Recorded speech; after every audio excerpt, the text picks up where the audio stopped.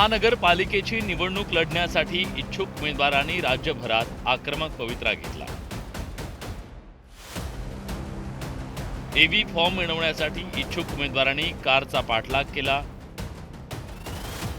मंत्र्यांना खडेबोल सुनावले, तर पक्षानं तिकीट नाकारल्यानंतर काहींनी कपडे फाडले।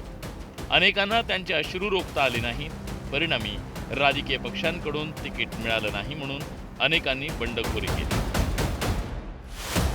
अनेकांनी अपक्ष उमेदवार म्हणून मैदानात उतरण्याचा निर्णय घेतला।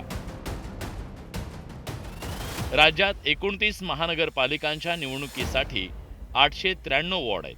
त्यात 2869 जागा आहेत, तर 33,606 उमेदवारी अर्ज दाखल झालेत। राजकारण हे आता करिअर झालं लोकांसाठी। आपण राजकारणात प्रवेश केल्यानंतर कुठलं ना कुठलं पद पाहिजे आणि ते पद जर शासकीय आणि निमशासकीय संस्थेतलं असेल तर त्याचा एक प्रभाव असतो आणि तिथून राजकारणाची खरी सुरुवात होते। त्यामुळं प्रत्येकाला घाई झाली आहे। महानगरपालिका निवडणुकीत हजारो अपक्ष आणि बंडखोर मैदानात आहेत।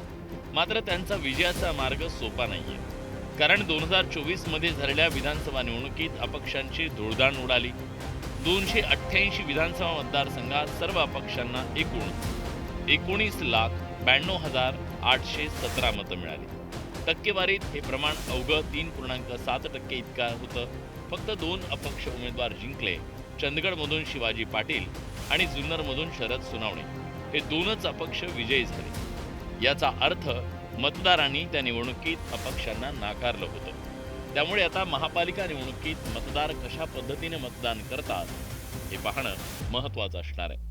अधिकार मिळतात, विकास निधी मिळतो आणि राजकारणामध्ये नवीन काहीतरी करण्यासाठी तो एक स्टेपिंग स्टोन मानला जातो, म्हणजे एक आधार मानला जातो। तर हे जर मिळत नसेल तर मग तगमग होते, चिडचिड होते। निवडणुकीच्या मैदानात अपक्ष आणि बंडखोर विजयाचा संकल्प करून उतरलेत। आता मतदार त्यांचा संकल्प तडीच नेतात की नाही हे 16 जानेवारीला स्पष्ट होईल। संतोष गोरे, न्यूज 18 लोकमत, मुंबई।